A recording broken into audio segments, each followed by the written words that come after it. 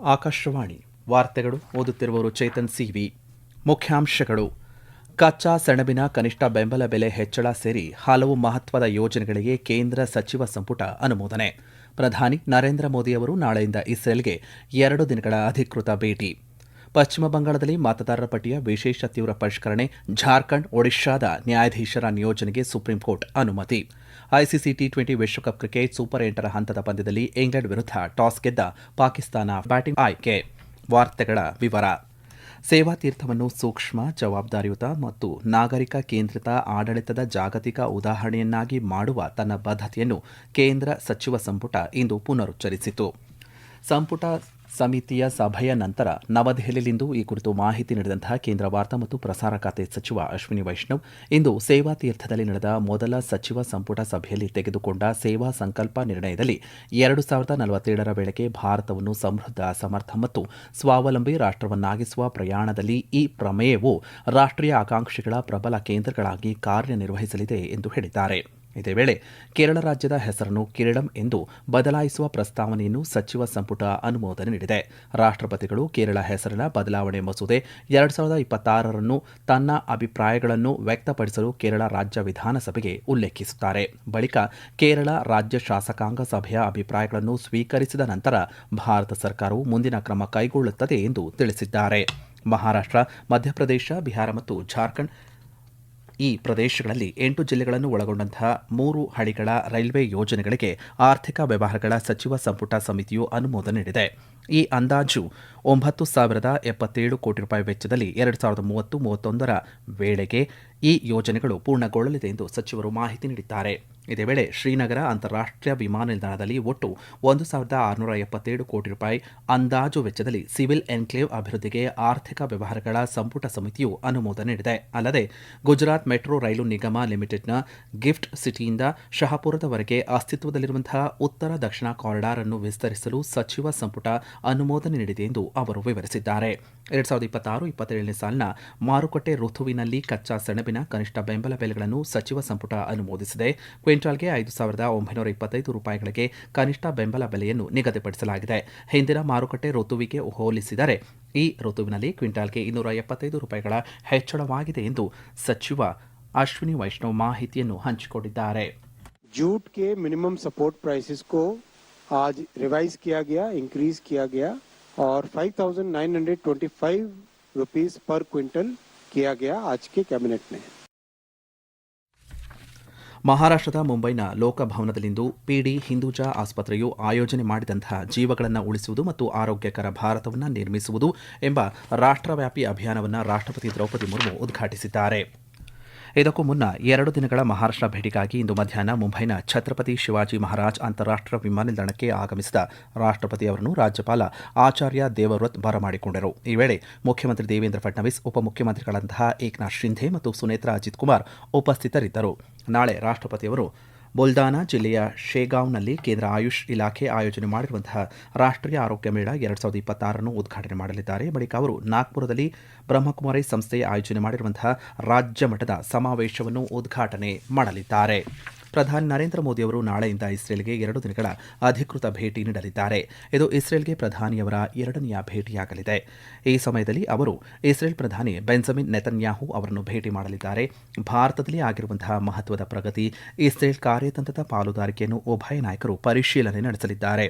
ವಿಜ್ಞಾನ ಮತ್ತು ತಂತ್ರಜ್ಞಾನ, ನಾವೀನ್ಯತೆ, ರಕ್ಷಣೆ ಮತ್ತು ಭದ್ರತೆ, ಕೃಷಿ, ನೀರು ನಿರ್ವಹಣೆ, ವ್ಯಾಪಾರ ಮತ್ತು ಆರ್ಥಿಕತೆ ಹಾಗೂ ಜನರಿಂದ ಜನರಿಗೆ ವಿನಿಮಯ ಸೇರಿದಂತೆ ಸಹಕಾರದ ವಿವಿಧ ಕ್ಷೇತ್ರಗಳಲ್ಲಿ ಹೆಚ್ಚಿನ ಅವಕಾಶಗಳನ್ನು ಅವರು ಚರ್ಚೆ ನಡೆಸಲಿದ್ದಾರೆ.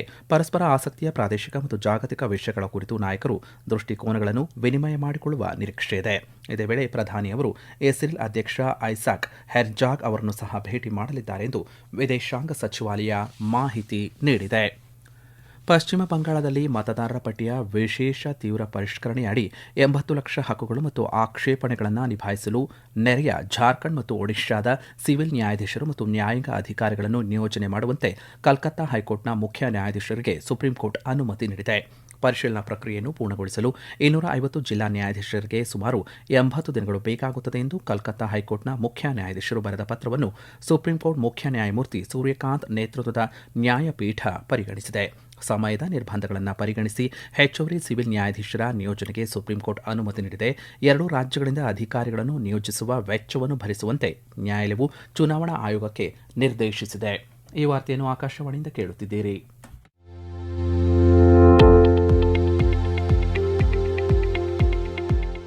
ನಮ್ಮ ಎಲ್ಲ ರಾಷ್ಟ್ರೀಯ ವಾರ್ತೆಗಳು ಹಾಗೂ ಪ್ರದೇಶ ಸಮಾಚಾರ ಈಗ ಆಕಾಶವಾಣಿ ನ್ಯೂಸ್ ಕನ್ನಡ ಯೂಟ್ಯೂಬ್ ಚಾನೆಲ್ನಲ್ಲಿ ಲಭ್ಯ. ನಮ್ಮ ಎಕ್ಸ್ ಖಾತೆ ಮತ್ತು ಇನ್ಸ್ಟಾಗ್ರಾಂ ಖಾತೆ ಆಕಾಶವಾಣಿ ನ್ಯೂಸ್ ಕನ್ನಡ.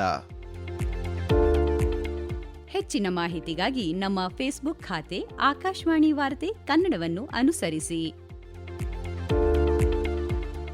ಮಾಹಿತಿಗಳ ಹೂರಣ, ವಾರದ ಕಾರ್ಯಕ್ರಮ, ಪ್ರಚಲಿತ ವಿದ್ಯಮಾನ ಪ್ರತಿ ಬುಧವಾರ ರಾತ್ರಿ 9:15 ಉತ್ತರಕಾಶಿಯ ನೆಹರು ಪರ್ವತಾರೋಹಣ ಸಂಸ್ಥೆ ಮತ್ತು ಪಹಲ್ಗಾಮ್ನ ಜವಾಹರ್ ಪರ್ವತಾರೋಹಣ ಸಂಸ್ಥೆ ಹಾಗೂ ವಿಂಟರ್ ಸ್ಪೋರ್ಟ್ಸ್ನ 6 ಸದಸ್ಯರ ತಂಡವು ಅರ್ಜೆಂಟೀನಾದ ಮೌಂಟ್ ಅಕಾನ್ ಕಾಗುವಾವನ್ನು ಯಶಸ್ವಿಯಾಗಿ ಏರಿದೆ. ಈ ತಿಂಗಳ 5ರಂದು ರಕ್ಷಣಾ ಸಚಿವ ರಾಜನಾಥ್ ಸಿಂಗ್ ಅವರು ಪರ್ವತಾರೋಹಣಕ್ಕೆ ಚಾಲನೆಯನ್ನು ನೀಡಿದ್ದರು. ಮೌಂಟ್ ಅಕಾನ್ ಕಾಗುವಾ ದಕ್ಷಿಣ ಅಮೆರಿಕಾದಲ್ಲಿ ಅತಿ ಎತ್ತರದ ಶಿಖರವಾಗಿದೆ. ಏಷ್ಯಾದ ಹೊರಗೆ ವಿಶ್ವದ 2ನೇ ಅತಿ ಎತ್ತರದ ಶಿಖರ ಇದಾಗಿದ್ದು, ಈ ಸಾಧನೆಗಾಗಿ ತಂಡವನ್ನು ಮತ್ತು ಪರ್ವತಾರೋಹಣ ಸಂಸ್ಥೆಗಳನ್ನು ರಕ್ಷಣಾ ಸಚಿವಾಲಯ ಅಭಿನಂದಿಸಿದೆ.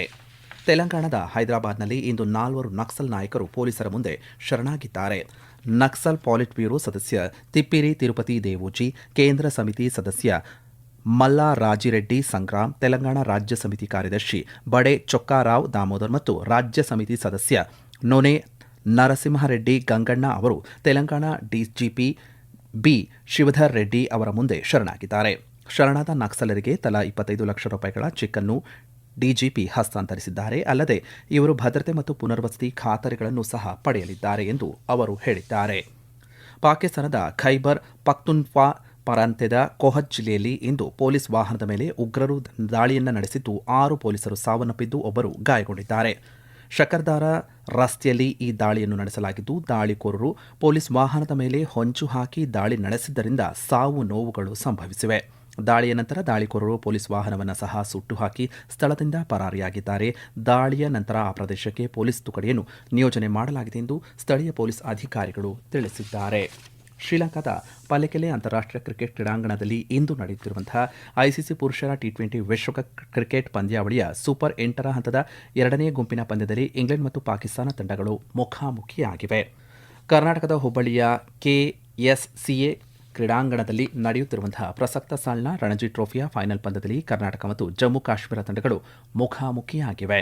ಟಾಸ್ ಗೆದ್ದು ಮೊದಲು ಬ್ಯಾಟಿಂಗ್ ಮಾಡುತ್ತಿರುವಂತಹ ಜಮ್ಮು ಕಾಶ್ಮೀರ ತಂಡವು ಮೊದಲ ದಿನದ ಅಂತ್ಯಕ್ಕೆ 2 ವಿಕೆಟ್ ನಷ್ಟಕ್ಕೆ 284 ರನ್ ಗಳಿಸಿದೆ.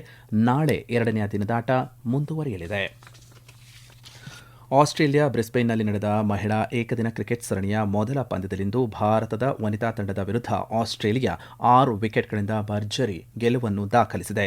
ಮೊದಲು ಬ್ಯಾಟಿಂಗ್ ಮಾಡಿದ ಭಾರತ ತಂಡವು 48.3 ಓವರ್ಗಳಲ್ಲಿ 214 ರನ್ಗಳಿಗೆ ತನ್ನೆಲ್ಲ ವಿಕೆಟ್ಗಳನ್ನು ಕಳೆದುಕೊಂಡಿತು.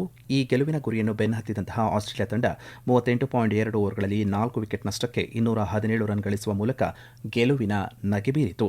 ಆಸ್ಟ್ರೇಲಿಯಾದ ಪರ 79 ಎಸೆತಗಳಿಗೆ 76 ರನ್ ಗಳಿಸಿದ ಬೆತ್ ಮೂನೆ ಪಂದ್ಯ ಶ್ರೇಷ್ಠ ಪ್ರಶಸ್ತಿಗೆ ಭಾಜನರಾದರು. ಮುಂಬೈ ಷೇರು ಮಾರುಕಟ್ಟೆಯಲ್ಲಿಂದು ಷೇರು ಸಮಿತಿ ಸೂಚ್ಯಂಕ ಸೆನ್ಸೆಕ್ಸ್ 1069 ಅಂಕಗಳಷ್ಟು ಇಳಿಕೆಯಾಗಿದ್ದು ದಿನದಾಂತ್ಯಕ್ಕೆ 82,226 ಅಂಕಗಳಷ್ಟು ದಾಖಲಾಗಿದೆ. ಇದೇ ವೇಳೆ ರಾಷ್ಟ್ರೀಯ ಸಂವೇದಿ ಸೂಚ್ಯಂಕ ನಿಫ್ಟಿ 288 ಅಂಕಗಳಷ್ಟು ಇಳಿಕೆಯನ್ನು ಕಂಡಿದ್ದು ದಿನದಾಂತ್ಯಕ್ಕೆ 25,425 ಅಂಕಗಳಷ್ಟು ದಾಖಲಾಗಿದೆ. ವಿದೇಶಿ ವಿನಿಮಯ ಮಾರುಕಟ್ಟೆಯಲ್ಲಿಂದು ಅಮೆರಿಕನ್ ಡಾಲರ್ ಎದುರು ಭಾರತೀಯ ರೂಪಾಯಿ ಮೌಲ್ಯ $90.95 ಕೊನೆಯಲ್ಲಿ ಮತ್ತೊಮ್ಮೆ ಮುಖ್ಯಾಂಶಗಳು. ಕಚ್ಚಾ ಸೆಣಬಿನ ಕನಿಷ್ಠ ಬೆಂಬಲ ಬೆಲೆ ಹೆಚ್ಚಳ ಸೇರಿ ಹಲವು ಮಹತ್ವದ ಯೋಜನೆಗಳಿಗೆ ಕೇಂದ್ರ ಸಚಿವ ಸಂಪುಟ ಅನುಮೋದನೆ. ಪ್ರಧಾನಿ ನರೇಂದ್ರ ಮೋದಿ ಅವರು ನಾಳೆಯಿಂದ ಇಸ್ರೇಲ್ಗೆ 2 ದಿನಗಳ ಅಧಿಕೃತ ಭೇಟಿ. ಪಶ್ಚಿಮ ಬಂಗಾಳದಲ್ಲಿ ಮತದಾರರ ಪಟ್ಟಿಯ ವಿಶೇಷ ತೀವ್ರ ಪರಿಷ್ಕರಣೆ, ಜಾರ್ಖಂಡ್, ಒಡಿಶಾದ ನ್ಯಾಯಾಧೀಶರ ನಿಯೋಜನೆಗೆ ಸುಪ್ರೀಂ ಕೋರ್ಟ್ ಅನುಮತಿ. ಐಸಿಸಿ ಟಿ20 ವಿಶ್ವಕಪ್ ಕ್ರಿಕೆಟ್ ಸೂಪರ್ 8ರ ಹಂತದ ಪಂದ್ಯದಲ್ಲಿ ಇಂಗ್ಲೆಂಡ್ ವಿರುದ್ಧ ಟಾಸ್ ಗೆದ್ದ ಪಾಕಿಸ್ತಾನ ಬ್ಯಾಟಿಂಗ್ ಆಯ್ಕೆ. ಇಲ್ಲಿಗೆ ವಾರ್ತಾ ಪ್ರಸಾರ ಮುಕ್ತಾಯವಾಯಿತು. ನಮ್ಮ ಮುಂದಿನ ವಾರ್ತಾ ಪ್ರಸಾರ ನಾಳೆ ಬೆಳಗ್ಗೆ 7:05